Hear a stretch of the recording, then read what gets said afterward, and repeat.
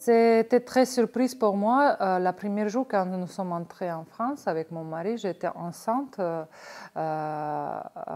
et j'ai voulu manger quelque chose parce que j'ai très, très faim. Et c'était vers 16 heures à peu près. Et tous les restaurants étaient fermés. Oh, je dis, bah, moi, si je veux manger, qu'est-ce que je vais faire?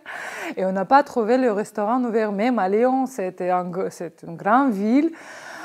Oh mince, j'ai été très très surprise et très déçue parce que je n'ai pas compris pourquoi, qu'est-ce qui se passe. J'ai pensé que quelque chose est passé et on ne savait pas qu'est-ce qu'il y a, la guerre ou quoi.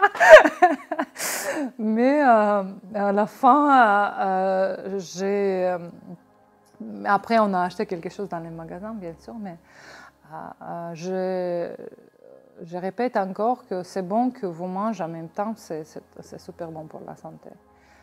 Ensuite, la deuxième chose qui m'a surprisée en France, c'est le système de lettres, qu'il faut attendre les lettres pendant quelques semaines pour avoir une simple réponse qu'on peut avoir par Internet plus vite et plus facile. Ça, c'était vraiment très surprise, une bonne surprise pour moi. Ensuite, je suis surprise aussi que tout le monde est avec un bon sourire. Malheureusement, avec les masques, on ne peut pas avoir les bons sourires des Français.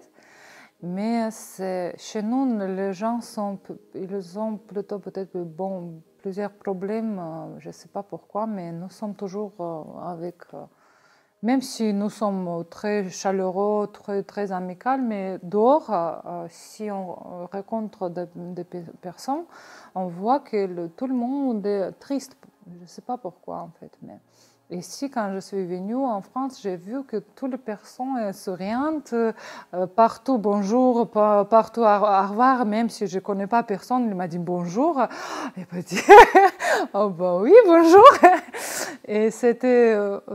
ça me plaît en fait, ça me trop plaît et ça c'est comment dire des choses positives, très positives et ça me plaît vraiment. Seulement une chose que les démarches administratives ils durent un peu longtemps. Ça c'est des fois, c'est très inquiétant parce que tu ne sais pas quand tu vas avoir la réponse, quand tu vas avoir la lettre, quand tu vas avoir... Ça, c'est inquiétant. Et si tu attends, ça, c'est inquiétant un peu,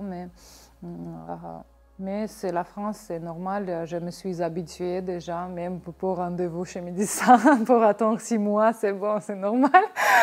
Parce qu'au début, ça a été dur d'avoir 6 mois d'attendre le rendez-vous. Ah, c'est bizarre. Mais maintenant, je suis habituée, ça, c'est normal.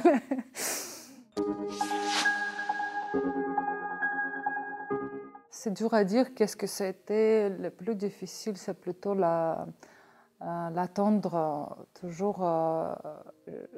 Pendant quelques années, j'ai été en attendant la réponse, par exemple, de l'OFPRA, la réponse de l'CNDA. C'est toujours inquiétant d'avoir une réponse.